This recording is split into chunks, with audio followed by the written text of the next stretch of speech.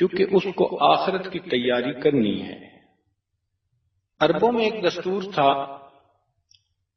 کہ جو بڑی اہم چیز ہوتی اس کے کئی نام ہوتے، مثلا گھوڑے سے متعلق کوئی 16 مختلف عربی میں الفاظ ہیں جو نام کے طور پر استعمال کیے جاتے ہیں۔ اسی طرح قرآن مجید میں قیامت کے دن کے بھی بہت سارے نام ہیں، مثلا یوم القیامہ، یوم الحسرہ، یوم التغابن، یوم الوعید، یوم الفصل۔ یعنی اردو میں ترجمہ کریں تو اس کے نام روز قیامت، روز حسرت، یوم حساب، یوم ندامت، زلزلے کا دن، کڑک کا دن، روز واقعہ، کھڑکھڑانے کا دن، چھا جانے والا دن، دل کو ہلا دینے والا دن، روز برحق، ہنگامے کا دن، چیخ و پکار کا دن، اللہ تعالی سے ملاقات کا دن، باہم پکارنے کا دن، بدلے کا دن، ڈراوے کا دن، پیشی کا دن، اعمال کے وزن کا دن، فیصلے کا دن، جمع ہونے کا دن، دوبارہ اٹھنے کا دن، ذلت و رسوائی کا دن،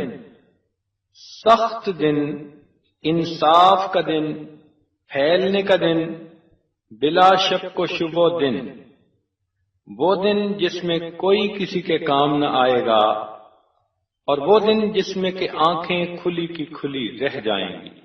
اب اس سے اندازہ لگائیے کہ قیامت کے دن کی کتنی اہمیت ہے کہ قرآن مجید میں اس کے لیے اتنے مختلف نام استعمال ہوئے۔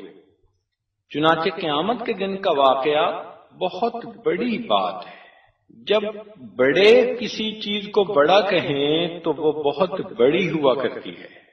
اللہ رب العزت جو سب سے بڑے ہیں، اس عظیم پروردگار نے قرآن مجید میں قیامت کے دن کی خبر کو بڑی خبر فرمایا۔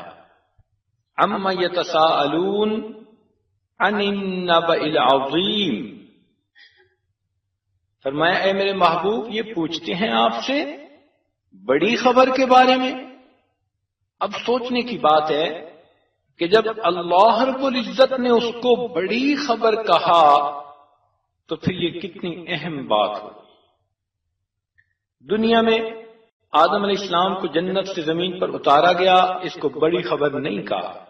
اس دنیا کے اندر پیغمبروں کو آرے کے ساتھ چیر کر دو دو ٹکڑے کر دیا گیا، اس کو بڑی خبر نہیں کہا۔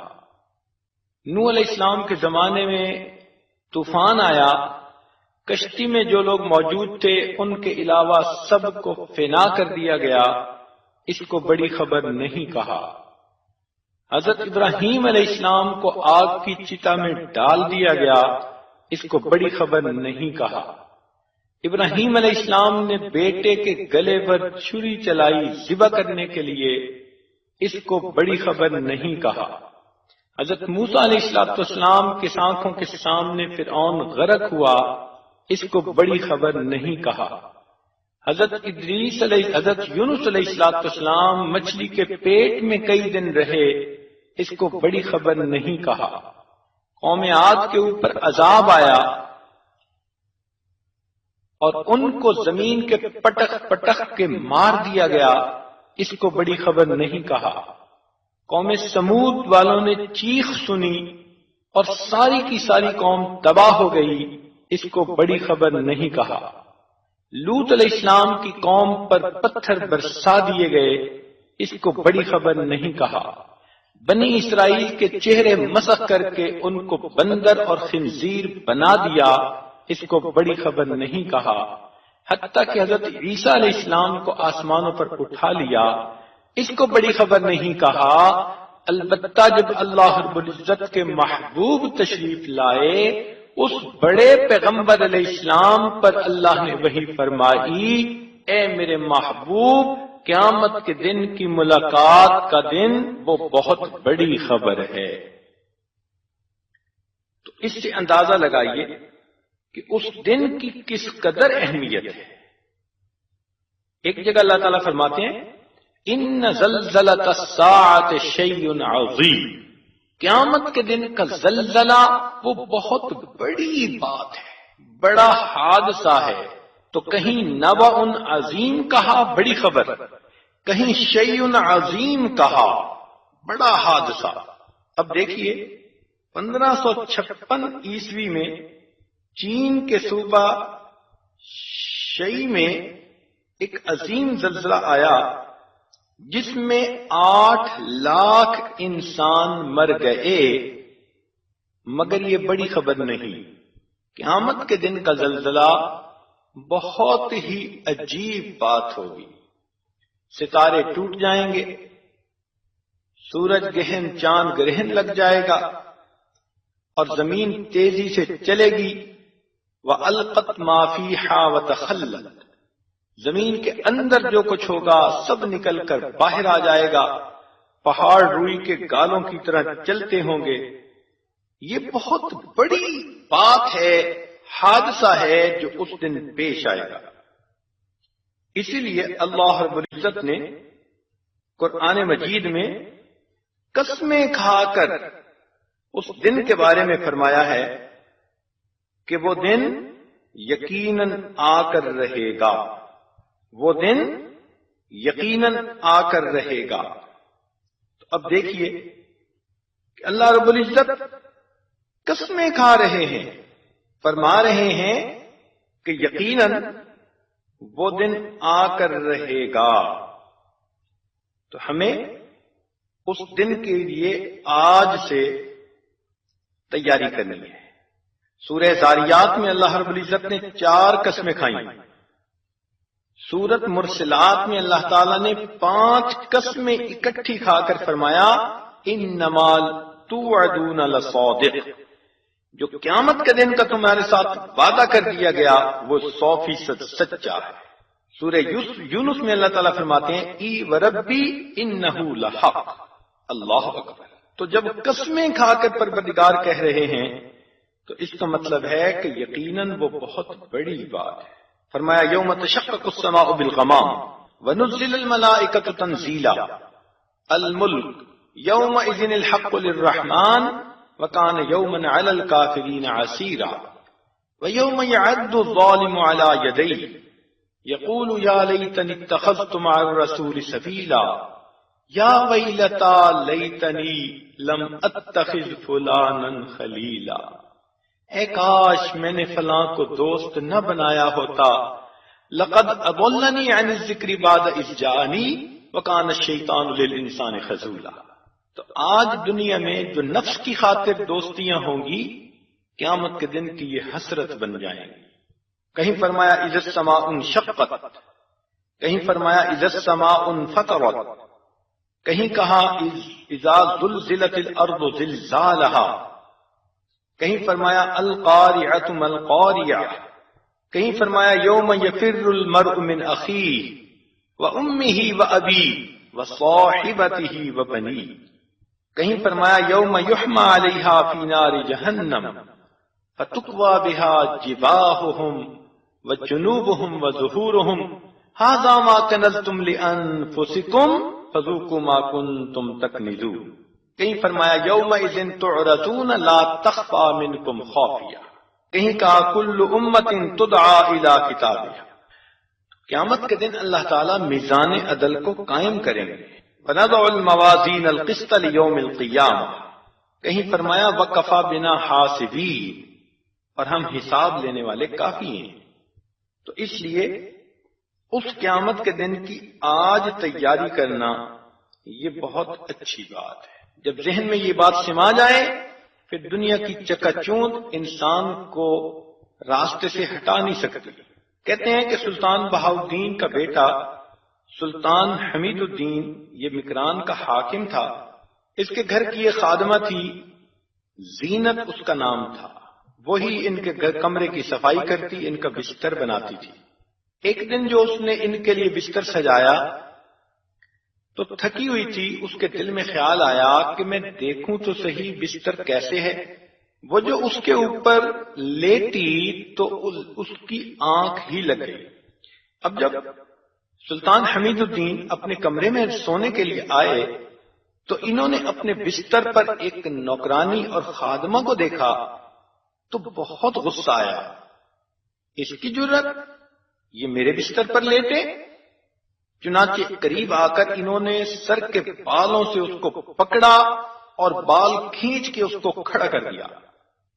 وہ سوئی ہوئی تھی، اچانک جو بال کھینچے تو اس کو درد ہوئی۔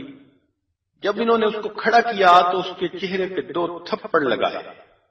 وہ رونے لگ گئی، مگر تھوڑا رو کر وہ جلدی چپ ہو گئی۔ ان کو بھی محسوس ہوا کہ میں نے مارا زیادہ ہے، مگر یہ چپ جلدی ہو گئی ہے۔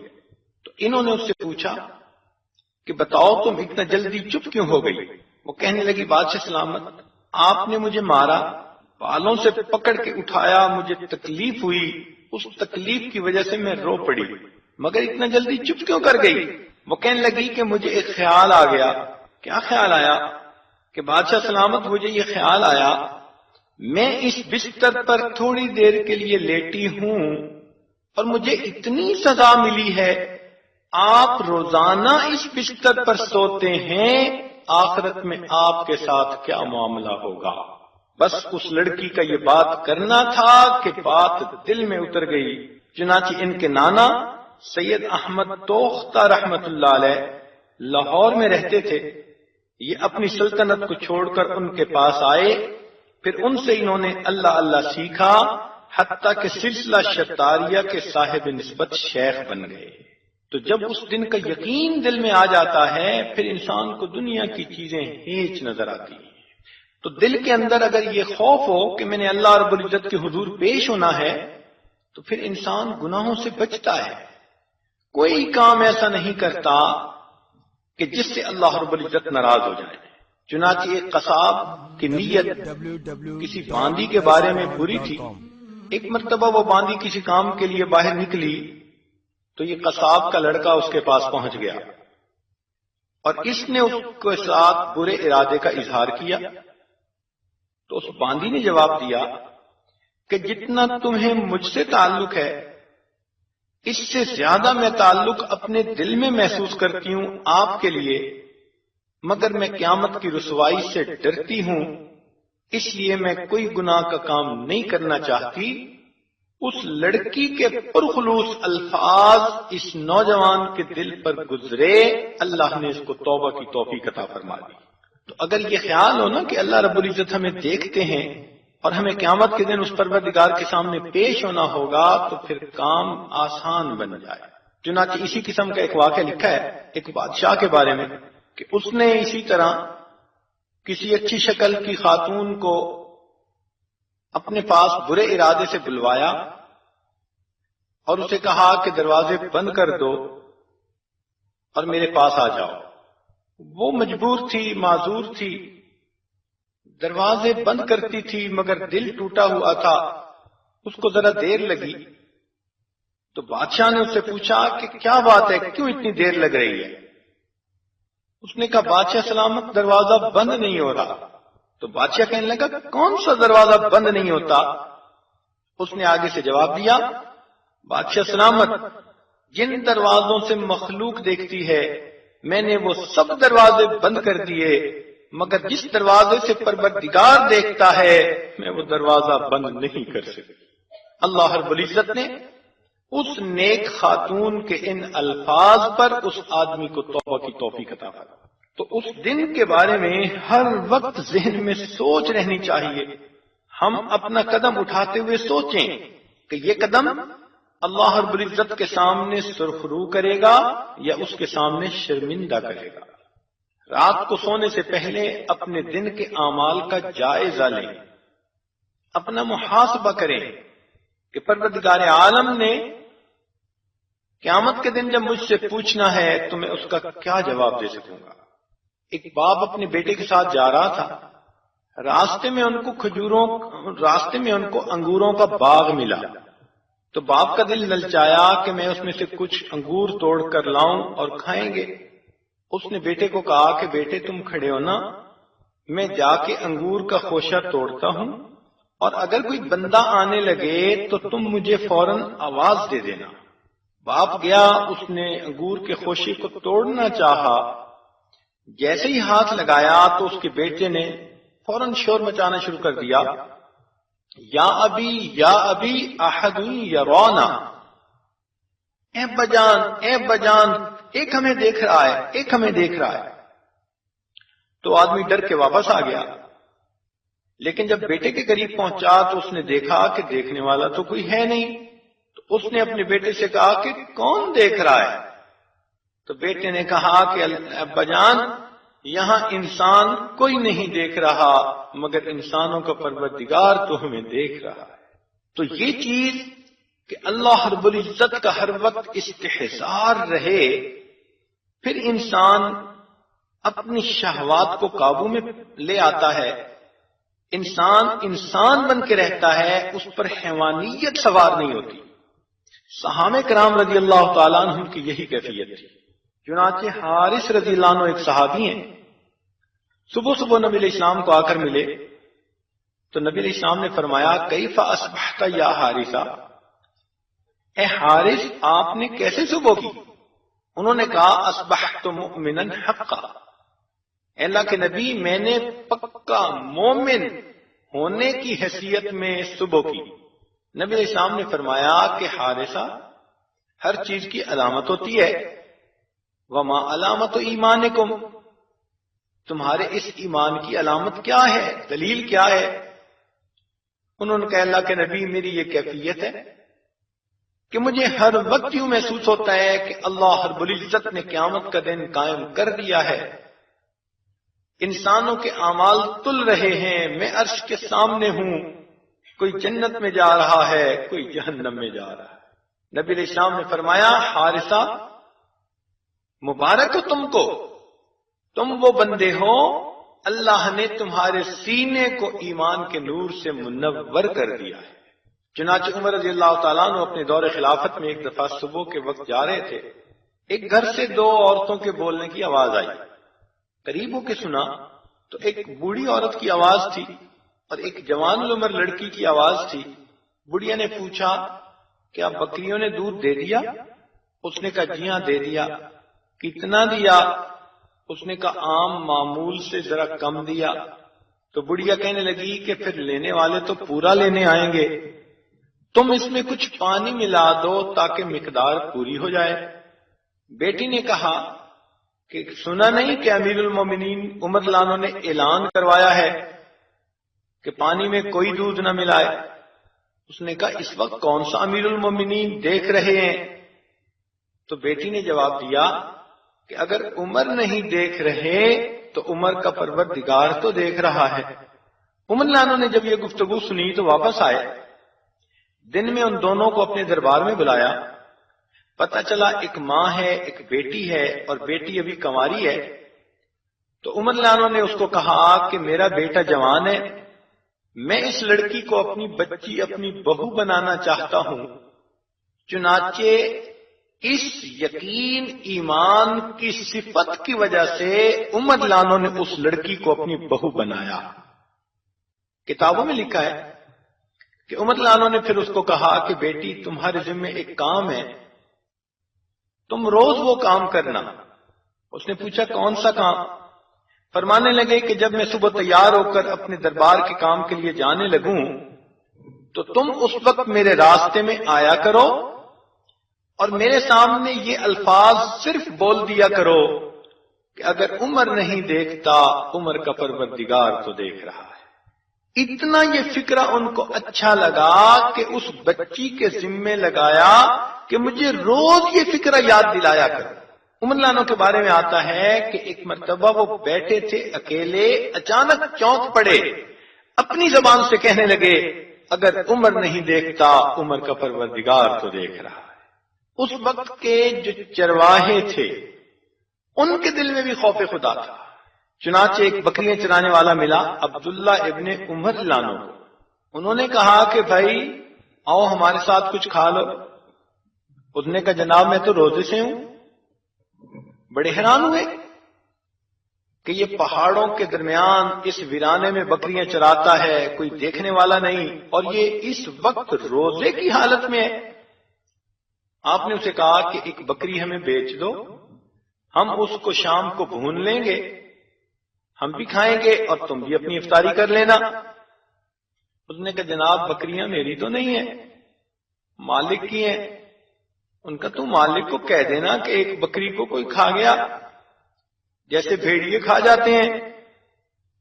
تو جب آپ نے یہ اس کو آزمانے کے لیے کہا تو آگے سے وہ بکریوں کا چرواہا جواب دیتا ہے کہ میں اگر اپنے مالک کو یہ جواب دوں گا فَأَيْنَ اللَّهُ، پھر اللہ کہاں ہے، آخر وہ بھی تو ہمیں دیکھ رہا ہے۔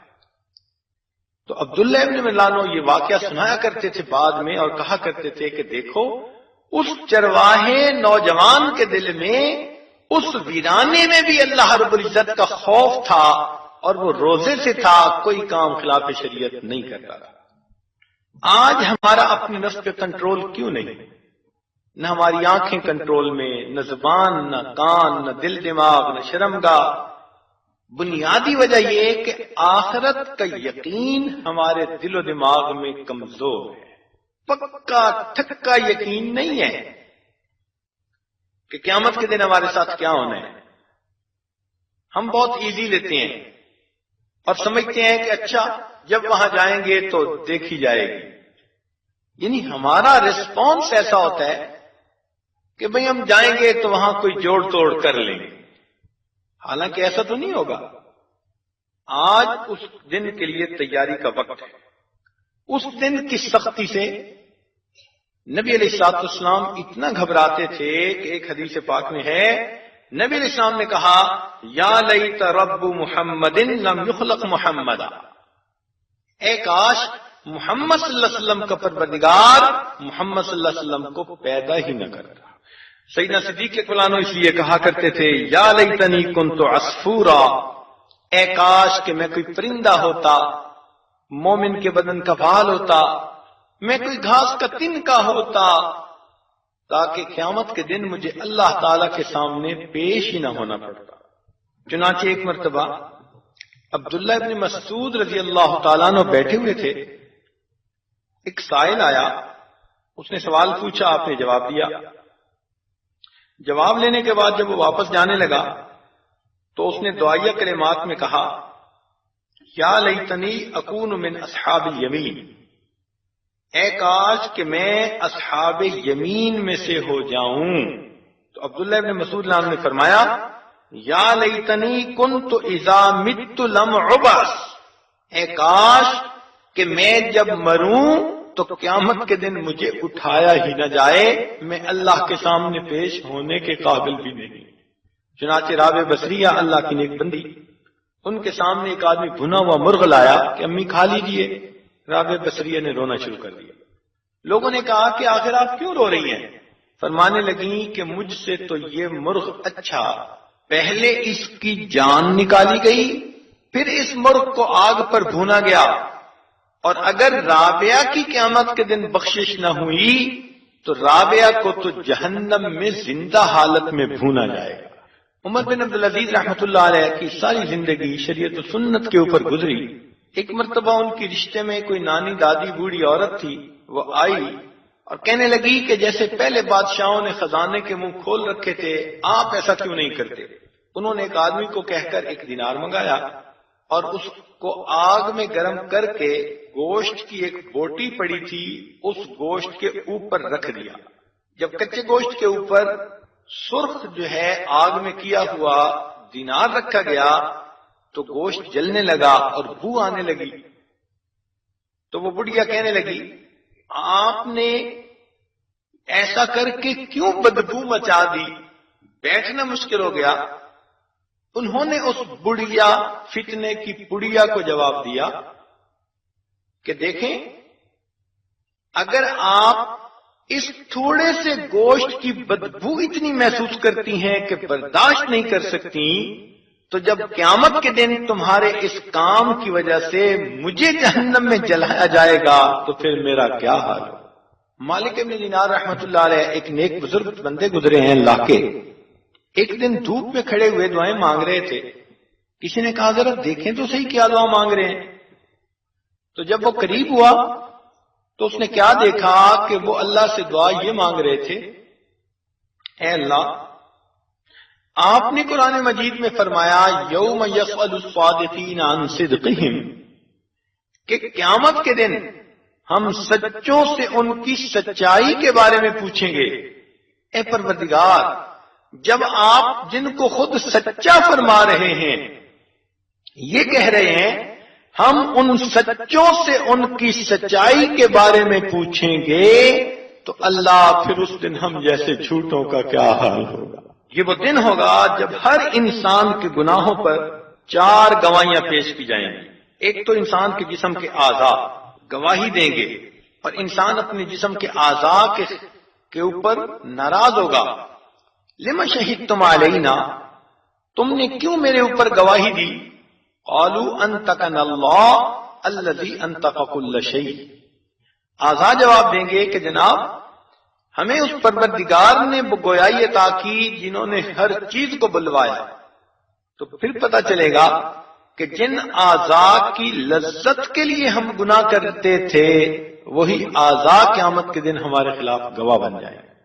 دوسرا، انسان کی نام اعمال یہ ایسے ہوں گے کہ قرآن مجید میں فرمایا ووضع الکتاب، جب نام اعمال پیش کیا جائے گا فَتَرَى الْمُجْرِمِينَ مُشْفِقِينَ مِمَّا فِيهِ، تو دیکھے گا کہ مجرم آدمی اس نام اعمال میں لکھا ہوا سب کچھ دیکھ کر بہت زیادہ پریشان ہو جائے گا، ڈر جائے گا، اور یوں کہے گا یا ویلتنا ما لہذا الکتاب، ہائے ہماری بدبختی، یہ کیسی کتاب ہے، لا یغادر صغیرۃ ولا کبیرۃ الا احصاها، کوئی چھوٹا کوئی بڑا عمل ایسا نہیں جس میں درج نہ کر دیا گیا ہو۔ ووجدوا ما عملوا حاضرا، جو بھی عمل کیا ہوگا اس میں حاضر پائے گا۔ ولا یظلم ربک احدا، تیرا رب کسی پر بھی ظلم نہیں کرے گا۔ تو اپنے ہاتھوں کا کیا اپنے سامنے آئے گا، اس لیے ہمارے اکابر اس دن سے ڈرتے تھے اور اس کے لیے تیاریاں کرتے تھے۔ عثمان خیر آبادی رحمت اللہ علیہ ایک بزرگ گزرے ہیں، ان کے بارے میں آتا ہے کہ وہ ایک بقالہ کی دکان تھی، کریانے کی دکان۔ اس زمانے میں چاندی کے سکے ہوتے تھے، اور جب کوئی سکہ گھس جاتا کہ اس پر پرنٹ پڑھنا مشکل ہوتا تو لوگ کہتے کہ یہ کھوٹا ہے۔ تو کچھ لوگ ان کے پاس کھوٹے سکے لاتے، وہ ان کو پہچان بھی لیتے کہ یہ کھوٹے ہیں، لیکن پھر بھی سودا دے دیتے۔ ساری زندگی ان کا یہی معمول رہا کہ لوگوں سے کھوٹے سکے لیتے رہے اور ان کو سودا دیتے رہے۔ کہتے ہیں کہ جب ان کی وفات کا وقت آیا تو لیٹے ہوئے تھے، وہ بستر پر اٹھ کر بیٹھ گئے اور یہ دعا مانگنے لگے، اے اللہ میں ساری زندگی تیرے بندوں سے کھوٹے سکوں کو قبول کرتا رہا، اللہ تو بھی میرے کھوٹے عملوں کو قبول فرما لے۔ تو ان حضرات کے دل میں آخرت کا اتنا غم ہوتا تھا، تیاری کرتے تھے اس کی۔ عبداللہ بن مبارک رحمت اللہ علیہ کے بارے میں آتا ہے کہ بہت بڑے بزرگ گزرے ہیں، ایک وقت میں 40 ہزار طلباء ان کے سامنے بیٹھ کر حدیث کا درس سنتے تھے، اتنے بڑے محدث۔ جب ان کی وفات کا وقت آیا تو انہوں نے اپنے شاگردوں کو فرمایا کہ مجھے زمین پہ لٹا دو۔ شاگردوں نے حکم کی تعمیل کر لی، لیکن جب انہوں نے اپنے شیخ کی طرف دیکھا تو ان کی چیخیں نکل گئیں، کس لیے کہ ان کے شیخ زمین پر اپنے رخسار کو رگڑ رہے تھے اور اپنی ریش مبارک کو پکڑ کر رو کر کہہ رہے تھے، اللہ عبداللہ کے بڑھاپے پر رحم فرما۔ نہیں کہا کہ میں بڑا محدث ہوں، نہیں کہا کہ میری وجہ سے ہزاروں انسانوں کی زندگی بدلی، میری وجہ سے اتنے لوگوں کے سینے منور ہوئے، کوئی عمل اپنا اللہ تعالی کے سامنے پیش نہیں کیا، فقط اپنی سفید ریش کو پکڑ کر رو کر کہنے لگے اللہ عبداللہ کے بڑھاپے پر رحم فرما۔ اس لیے جو انسان گناہوں سے بچتا ہے اللہ رب العزت اس کو قیامت کے دن کی سختی سے بچائیں گے۔ امام شافعی رحمۃ اللہ علیہ کے زمانے میں ایک عجیب واقعہ پیش آیا کہ وقت کا بادشاہ اپنی بیوی کے ساتھ تھا اور بیوی کسی بات پہ ناراض تھی۔ بادشاہ اچھے موڈ میں تھا اور بیوی بہت غصے میں تھی، لاڈلی تھی۔ اب بادشاہ جتنا اس کے ساتھ نائس بننے کی کوشش کرتا اتنا اس کو اور غصہ چڑھتا اور زہر چڑھتی۔ اب ادھر سے اصرار ادھر سے انکار۔ جب بادشاہ نے کچھ زیادہ محبت کا اظہار کیا تو وہ غصے میں کہنے لگی کہ دوزخی میں تیری شکل نہیں دیکھنا چاہتی۔ اب اس کو بھی غصہ آ گیا۔ اس نے جب یہ الفاظ سنے تو فوراً آگے سے کہنے لگا کہ اگر میں دوزخی ہوں تو میری طرف سے تمہیں 3 طلاق ہے۔ اب جب دماغ گرم جو ٹھنڈے ہوئے کچھ دن کے کچھ رات گزرنے کے بعد تو اب بیوی کو بھی خیال آیا کہ بھائی یہ جو محل اور اس کی ساری نعمتیں ہیں یہ اسی بندے کی تو وجہ سے ہیں، یہ مجھے نکال دے گا تو میری کیا حیثیت ہے؟ ناز انداز کی بھی کوئی حد ہوتی ہے، مجھے ایسا نہیں کہنا چاہیے تھا۔ اور بادشاہ کو بھی خیال آیا کہ میں نے اپنی پوری رعایا میں سے چن کے سب سے زیادہ خوبصورت لڑکی کو بیوی بنایا، میں بھی نہیں چاہتا کہ وہ مجھ سے جدا ہو۔ اب دونوں چاہتے تھے کہ ہم میں جدائی نہ ہو، تو بیوی نے کہا کہ جی بتائیں طلاق واقع ہوئی یا نہیں ہوئی؟ کیونکہ مشروط طلاق تھی، کنڈیشنل تھی۔ بادشاہ نے کہا میں علماء سے پوچھتا ہوں۔ اب جب علماء سے مسئلہ پوچھا کہ بھئی عورت نے کہا کہ دوزخی میں تیرا شکل نہیں دیکھنا چاہتی اور خامن نے غصے میں کہہ دیا اگر میں دوزخی تو تجھ پہ 3 طلاق، اب بتاؤ یہ واقع ہوئی یا نہیں ہوئی؟ اب جو بندہ سنتا وہ کہتا جی کون کہہ سکتا ہے وہ دوزخی ہے یا نہیں، ہم تو اس کا جواب نہیں دے سکتے۔ ہر بندہ انکار کرتا رہا حتیٰ کہ یہ بات it became the talk of the town. ہر بندے کی زبان پہ یہی تذکرہ کہ یہ طلاق ہوئی یا نہیں ہوئی، کوئی جواب دینے کو تیار نہیں۔ کس کی مجال تھی دم مارے اور کہے کہ یہ بندہ دوزخی ہے یا یہ بندہ جنتی ہے۔ اب بادشاہ کو اور پریشانی ہوئی۔ کسی نے امام شافعی رحمۃ اللہ علیہ کو آ کر بتایا کہ جی یہ معاملہ پیش آیا ہے۔ اس نے کہا بادشاہ اگر مجھے بلا کر پوچھے گا تو میں اس کو جواب دے دوں گا۔ بادشاہ کو اطلاع مل گئی، اس نے اپنے بندے بھیجے اور بڑے احترام سے امام شافعی رحمۃ اللہ علیہ کو بلایا اور ان کے سامنے اپنے مسئلے کو پیش کیا۔ امام شافعی کہنے لگے کہ ہاں میں اس کا جواب دے سکتا ہوں۔ اس نے کہا جی بتائیں۔ انہوں نے فرمایا کہ میں علیحدگی میں تنہائی میں آپ سے کچھ باتیں پوچھوں گا، ان کی روشنی میں آپ کو جواب دوں گا۔ بادشاہ نے تنہائی کا بندوبست کر دیا۔ تنہائی نے اس میں پوچھا کہ جی بتائیں یہ طلاق واقع ہوئی یا نہیں ہوئی؟ امام شافعی رحمۃ اللہ علیہ نے فرمایا کہ بادشاہ سلامت، آپ مجھے اپنی زندگی کا کوئی ایسا واقعہ سنائیں کہ گناہ کبیرہ کرنے کی آپ کو قدرت ہو، موقع ہو، مگر آپ نے اللہ رب العزت کے ڈر اور خوف کی وجہ سے اس گناہ کو نہ کیا ہو۔ بادشاہ سوچتا رہا، پھر کہنے لگا ہاں ایک مرتبہ ایسا واقعہ پیش آیا۔ کیا ہوا؟ بادشاہ کہنے لگا کہ میں اپنے کام کاج میں سے ذرا تھک گیا تھا تو ایک دن میں جلدی آرام کے لیے اپنے کمرے میں آ گیا۔ میرے کمرے میں محل میں کام کرنے والی ایک جوان العمر لڑکی کوئی چیزوں کی سیٹنگ کر رہی تھی۔ میں جب کمرے میں داخل ہوا اور اس کے چہرے پر میری نظر پڑی تو وہ مجھے بہت اچھی لگی۔ میں نے دروازہ بند کر دیا۔ میرے دل میں ارادہ تھا کہ میں اس کے ساتھ آج وقت گزاروں گا۔ وہ لڑکی بڑی نیک، تقیہ، نقیہ، پاک، صاف تھی۔ جب اس نے دیکھا کہ میں نے کنڈی لگائی تو وہیں سے اس نے اونچی آواز سے کہا یا ملک اتق اللہ، اے بادشاہ اللہ سے ڈر۔ کہنے لگے جب اس لڑکی کی یہ آواز سنی تو اللہ رب العزت کا خوف میرے دل پر ایسا طاری ہوا کہ میں نے دروازہ کھول کر اس لڑکی کو کہا کہ چلی جاؤ۔ اگر میں چاہتا تو اس لڑکی سے اپنا ارادہ پورا کر لیتا، مجھے کوئی پوچھنے والا نہیں تھا، مگر اللہ کے خوف سے میں نے اس گناہ کو نہ کیا۔ یہ واقعہ مجھے یاد آتا ہے، جب اس نے یہ واقعہ سنایا تو امام بخاری رحمت اللہ علیہ، امام شافعی رحمت اللہ علیہ نے فتویٰ دیا کہ اس بندے کی بیوی کو طلاق نہیں ہوئی، یہ میاں بیوی بن کے رہ سکتے ہیں۔ جب یہ فتویٰ دیا گیا تو باقی علماء جپٹ پڑے۔ انہوں نے امام شافعی رحمۃ اللہ سے کہا کہ آپ کیسے یہ فتویٰ دے سکتے ہیں؟ آپ کون ہوتے ہیں کہنے والے کہ یہ جنتی ہے یا جہنمی؟ آپ نے کیسے اتنی بڑی جرأت کر لی؟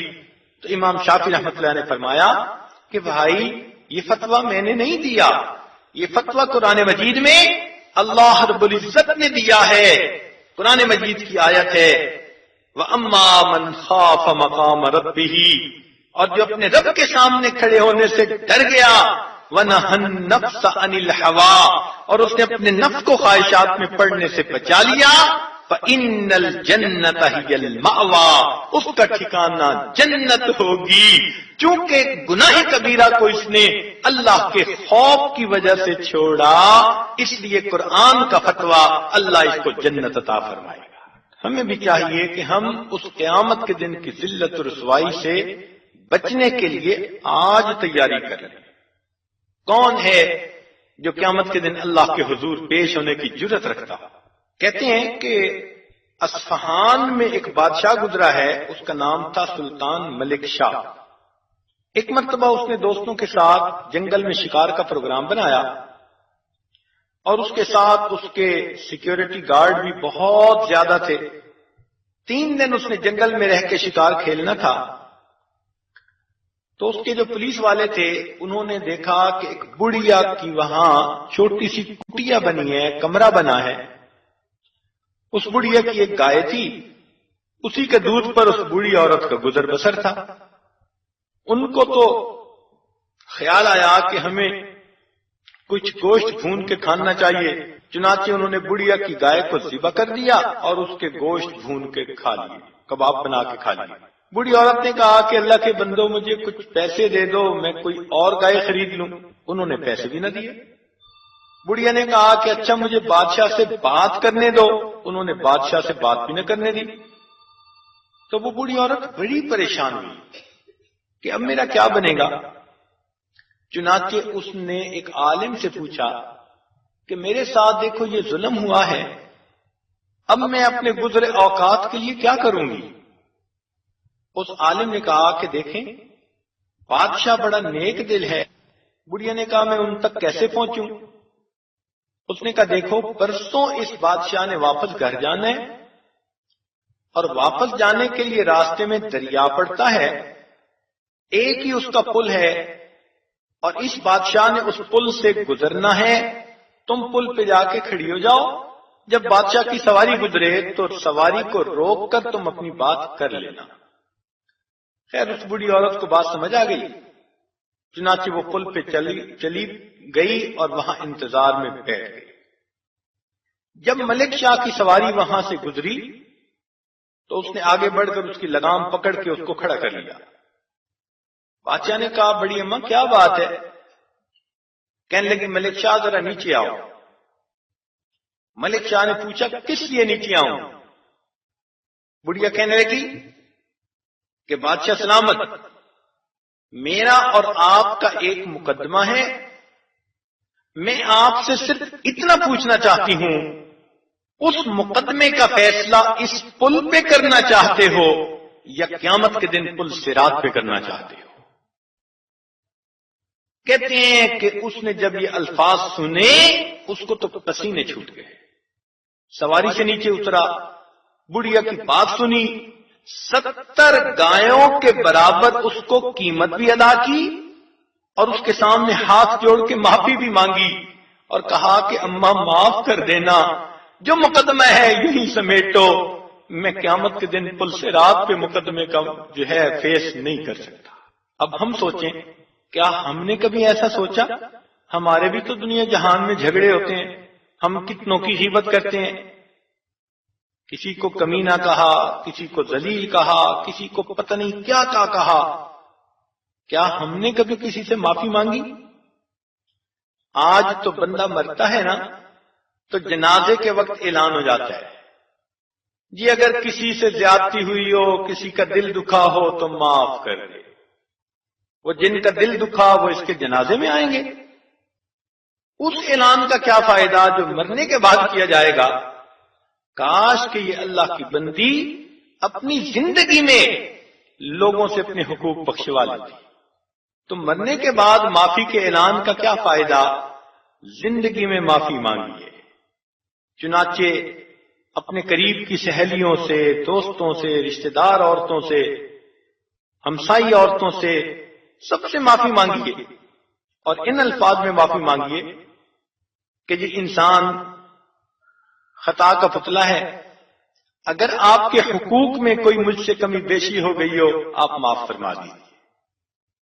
تو جب آپ ان الفاظ میں معافی مانگیں گی اور اگلے کہہ دے گا نہیں نہیں کوئی بات نہیں، تو گویا آپ اس کے حقوق سے سبکدوش ہو جائیں گے۔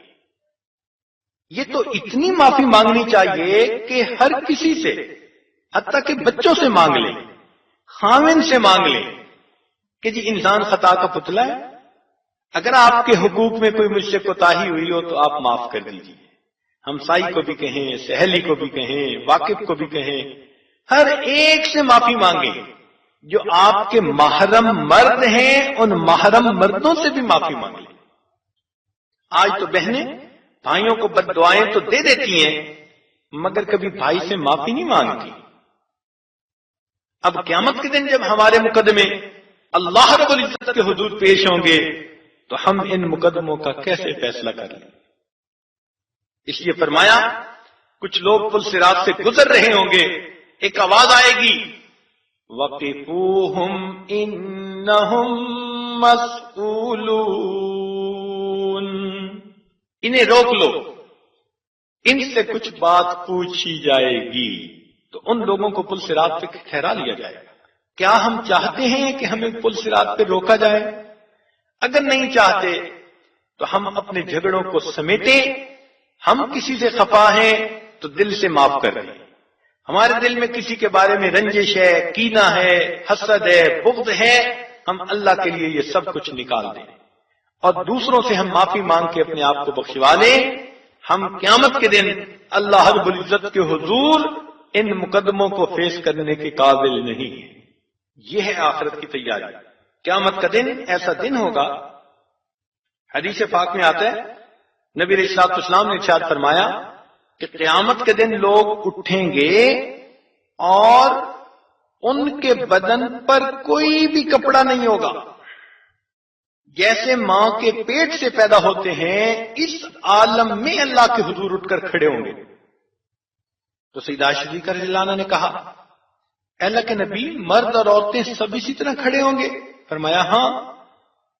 تو حیران ہو کر کہنے لگی اللہ کے نبی تو پردے کے اعضاء بھی دیکھیں گے؟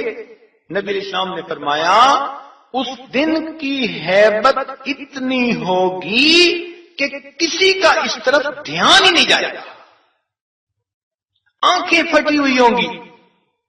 جہنم کو پیش کیا جائے گا اور جہنم چنگھاڑتی ہوگی، 19 بڑے فرشتوں نے پکڑا ہوگا، ہر فرشتے کے ساتھ 70,000 فرشتوں نے لگام ایک ایک پکڑی ہوگی، اور جہنم لوگوں کی طرف بھاگنے کی کوشش کرے گی، اس میں ابال آئے گا، اونٹ کے برابر برابر انگارے اس میں سے اونچے اونچے اٹھ کر جائیں گے اور پھر واپس آئیں گے۔ فرمایا کہ جب وہ انگارے اٹھیں گے اس وقت سارے لوگوں کا یہ عالم ہوگا کہ وہ یہ محسوس کریں گے کہ شاید یہ انگارے ہمارے سر پر آ کر گرے گے، انبیاء بھی تھراتے ہوں گے، پسینہ پسینہ ہوں گے۔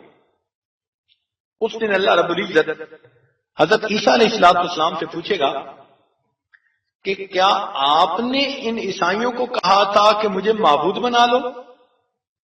انت قلتا، کیا آپ نے یہ کہا تھا؟ تو حدیث پاک میں آتا ہے کہ جب اللہ تعالیٰ حضرت عیسیٰ علیہ السلام سے پوچھیں گے تو حضرت عیسیٰ علیہ السلام پر اتنا خوف طاری ہوگا کہ جس طرح پسینہ آتا ہے پورے جسم میں سے، اس طرح ان کو خون کا پسینہ آ جائے گا کہ اللہ نے مجھ سے پوچھ لیا کیا تم نے یہ کہا تھا؟ اتنا اللہ تعالیٰ کی ہیبت ہوگی، اتنا جلال ہوگا، اتنی گرمی ہوگی، اتنی سختی ہوگی، اور اس میں انسان اللہ کے سامنے کھڑے ہوں، اور جہنم بار بار اپنی لگامیں تڑوانے کی کوشش کرے گی۔ جب اس کے ابال کو دیکھیں گے تو پتے پانی ہو رہے ہوں گے، اور اس کو جن فرشتوں نے پکڑا ہوگا ان کے کالے رنگ ہوں گے، سفید دانت ہوں گے، لمبے لمبے ناخن ہوں گے، اور ان کے منہ ناک سے آگ کی لپٹیں نکل رہی ہوں گی۔ جب ایسی کیفیت بندہ دیکھے گا تو اس وقت اس کی ہوائیاں اڑ جائیں گی، پریشان ہوگا، ساری مخلوق پریشان ہوگی۔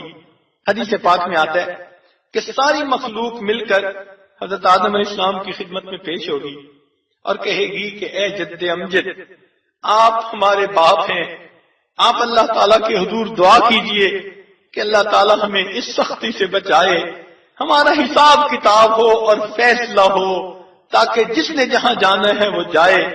مگر حضرت آدم علیہ السلام انکار فرمائیں گے، وہ کہیں گے نہیں، آج اللہ رب العزت جلال میں ہے اور مجھ سے یہ صحب ہو گیا تھا کہ جس درخت کا پھل کھانے سے منع کیا تھا میں نے غلطی سے وہ کھا لیا تھا، آج میں اللہ کے حضور اس جلال کے عالم میں پیش نہیں ہو سکتا۔ جب آدم علیہ السلام انکار کر دیں گے تو کتنے ہزار سال گزر جائیں گے، مخلوق پریشان ہوگی، بالآخر ساری مخلوق حضرت نوح علیہ السلام کے پاس آئے گی کہ آپ اللہ رب العزت کے حضور ہماری سفارش کر دیجئے کہ حساب شروع ہو جائے۔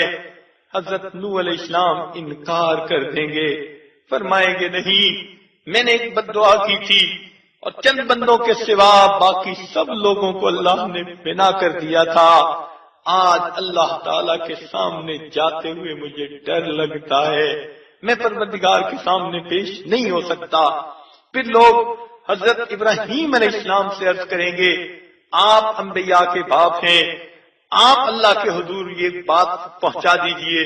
حضرت ابراہیم علیہ السلام فرمائیں گے ہرگز نہیں، کہ مجھ سے ایک مرتبہ ایک ایسی بات ہو گئی تھی کہ میں نے بتوں کو توڑا تھا اور پھر بڑے بت کے کندھے پر کلہاڑا رکھ دیا، پوچھنے والوں نے پوچھا یہ کس نے کیا، تو میں نے بڑے بت کی طرف اشارہ کر دیا تھا، اگرچہ زبان سے کچھ نہیں کہا، یا اگرچہ جو ہے میں نے کہا کہ بڑے سے پوچھو، لیکن کام تو میں نے کیا تھا، مجھے ڈر لگتا ہے ایسا نہ ہو کہ اللہ رب العزت مجھ سے بھی پوچھیں، میں اللہ کے سامنے پیش نہیں ہو سکتا۔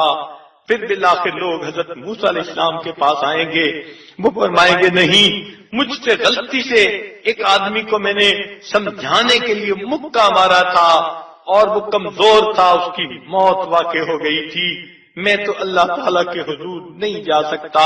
پھر عیسیٰ علیہ السلام سے کہیں گے، وہ کہیں گے نہیں، لوگوں نے مجھے اور میری ماں کو اللہ کے ساتھ معبود بنا لیا تھا، میں اللہ تعالیٰ کے حضور پیش نہیں ہو سکتا۔ بالآخر ساری مخلوق نبی علیہ السلام کی خدمت میں پیش ہوگی، عرض کرے گی اے اللہ کے محبوب، آپ ہی ہیں جو ہماری شفاعت فرمائیے۔ اللہ تعالیٰ کے حضور دعا کیجئے کہ پروردگار حساب کتاب شروع کر دے۔ حدیث پاک میں آتا ہے نبی علیہ السلام فرماتے ہیں کہ مجھے اس وقت اللہ تعالیٰ اونچی جگہ مقام محمود ہوگا، اس پر پہنچنے کی توفیق عطا فرمائیں گے، میں مقام محمود پر پہنچ کر اپنے رب کی تعریفیں کرنی شروع کروں گا، ایسی تعریفیں کروں گا نہ اس سے پہلے کسی نے کی ہوں گی، نہ اس کے بعد کوئی کرے گا، حتیٰ کہ خوب تعریفیں کر کے میں اللہ کے سامنے سجدہ کروں گا، اور سجدے میں جا کر رونا شروع کر دوں گا۔ جب میں سجدے میں خوب رہوں گا، پروردگار فرمائیں گے اور میرے محبوب آپ زندگی میں بھی سجدے میں رویا کرتے تھے، آج بھی سجدے میں رو رہے ہیں، سر اٹھائیے، جو آپ کہیں گے ہم آپ کی بات کو قبول فرمائیں گے۔ اللہ کے محبوب فرمائیں گے اللہ کریم اپنے بندوں کا حساب لے لیجئے اور اس سخت دن کی سختی سے ان کو بچا لیجئے۔ اللہ تعالیٰ فرمائیں گے بہت اچھا، حساب کے لیے پیش کرو۔ جب یہ فرمایا جائے گا تو حضرت نبی علیہ السلام کے قریب میں سیدنا صدیق اکبر لانو کھڑے ہوں گے۔ حدیث پاک میں آتا ہے نبی علیہ السلام صدیق اکبر کو فرمائیں گے ابو بکر آگے بڑھو اور اپنی زندگی کے اعمال کا حساب لو۔ حضرت صدیق اکبر رونے لگ جائیں گے، اے اللہ کے محبوب میری عمر کا زیادہ حصہ اسلام سے پہلے کا ہے اور فقط 23 سال میری زندگی کے اسلام پر گزرے 63 میں سے، اے اللہ کے نبی میں اللہ کے حضور پیش نہیں ہو سکتا، مگر اللہ کے محبوب فرمائیں گے ابو بکر آپ کو پیش ہونا ہوگا۔ جب محبوب فرمائیں گے تو ابو بکر صدیق لانوں کے لیے ماننے کے سوا کوئی چارہ نہیں ہوگا۔ حدیث پاک میں آتا ہے سیدنا صدیق لانوں آگے قدم بڑھائیں گے اور وہ بھی نبی علیہ السلام کی طرح سجدے میں جا کے گر جائیں گے اور سجدے میں جا کے رونا شروع کر دیں گے۔ ان کو روتا دیکھ کر اللہ رب العزت فرمائیں گے او میرے محبوب کے یار غار، او میرے محبوب کے غم گسار، تم نے تو میرے محبوب پہ اتنے احسانات کیے کہ انہوں نے فرمایا میں نے سب کے احسانات کے بدلے دے دیے، ابو بکر کا بدلہ اللہ دے گا۔ ہے ابو بکر تیرے اتنے احسانات میرے محبوب پر ہیں، کیوں روتا ہے؟ تجھے ہم خوش کریں گے وَلَسَوْفَ يَرْضَى، حتیٰ کہ اللہ تعالیٰ فرمائیں گے کہ میں آپ کا حساب لے کر خوش ہوا، یعنی میں آپ کا حساب نہیں لیتا، آپ سے راضی ہو گیا۔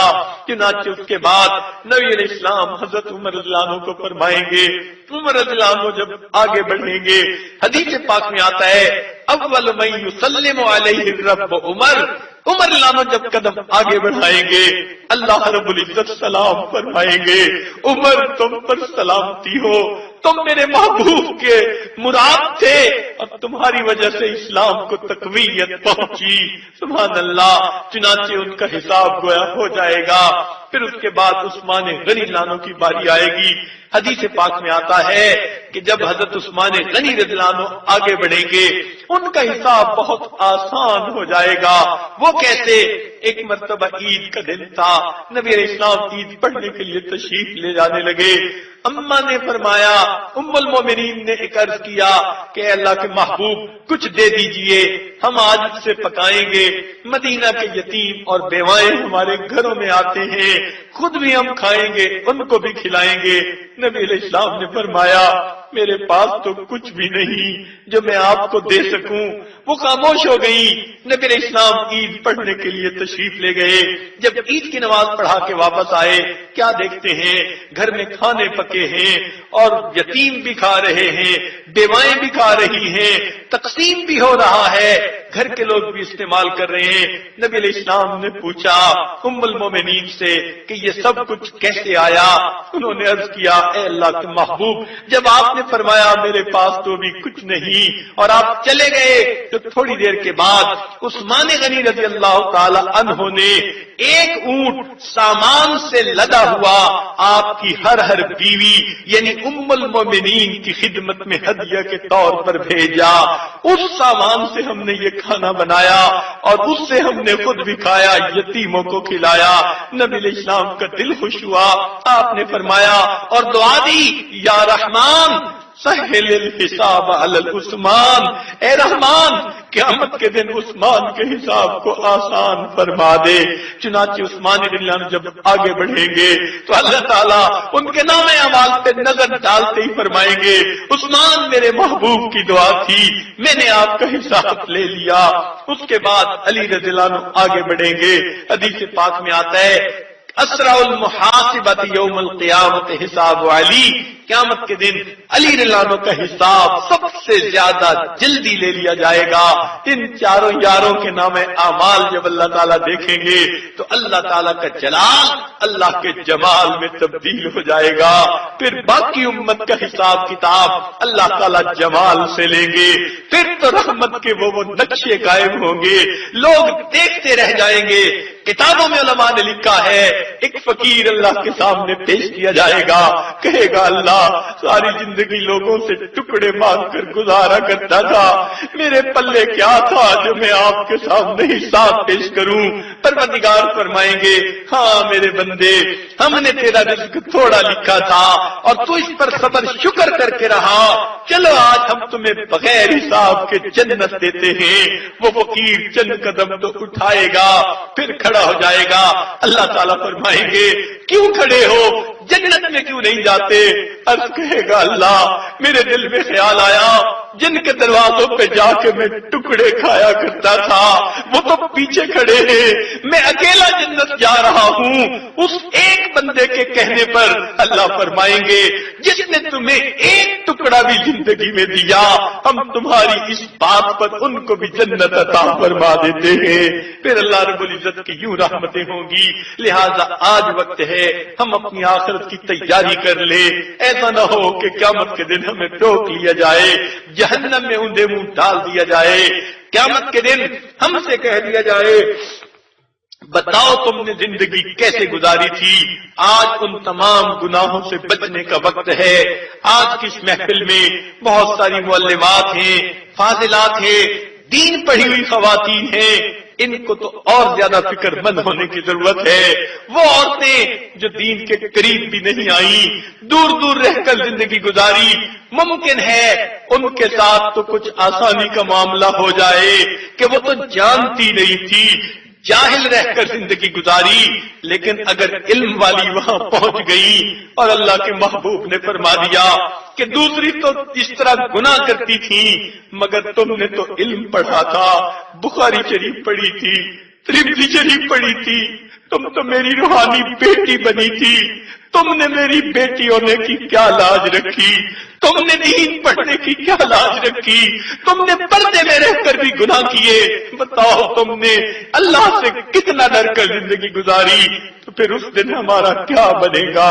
آج وقت ہے ہم اللہ رب العزت کے حضور اپنے گناہوں سے سچی توبہ کر کے یہ عہد کریں میرے مالک ہمیں قیامت کی رسوائی سے بچا لینا، قیامت کی ذلت سے بچا لینا، قیامت کی سختی بچا لینا۔